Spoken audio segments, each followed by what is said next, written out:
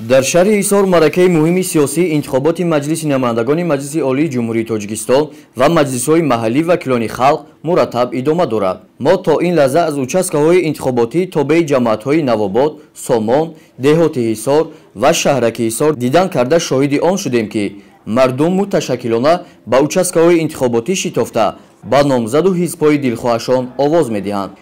ҳангоми боздид аз участкаҳои интихоботӣ собит шуд, ки воқеан мардуми шаҳри Ҳисори Бостонӣ ба маъракаи интихобот бо як ҳисси баланди масъулиятшиносӣ, ифтихори миллӣ муташаккилона иштирок менамоянд. Дар воқеъ дар ҳамаи участкаҳои инҷо барои намунавор гузарондани интихобот тамоми шароитҳои зарурӣ муҳайё карда шудааст.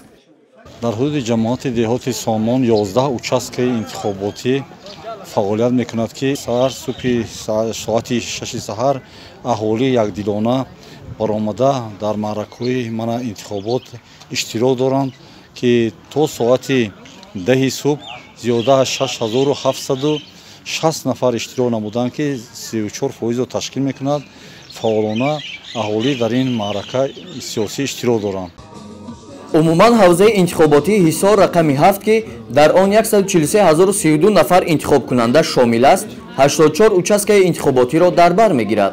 тавре масъулини ҳавза иброз доштанд, то ин лаҳзаҳо рафти интихоботро нозирони байналмилалӣ аз Русия, Швейтсария, Австрия, Қирғизистон, ОБС ва дигар ташкилотҳои хориҷӣ аз назар гузаронида дар китоби қайдҳо таассуроти хешро баён доштанд.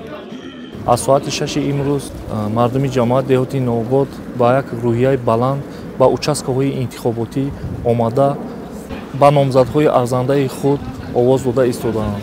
имрӯз дар ҳудуди ҷамоат деҳоти Навобод 9 та участка мебошад, ки бо тамоми шароитҳо барои овоздиҳандагон фароҳам сохта шудааст.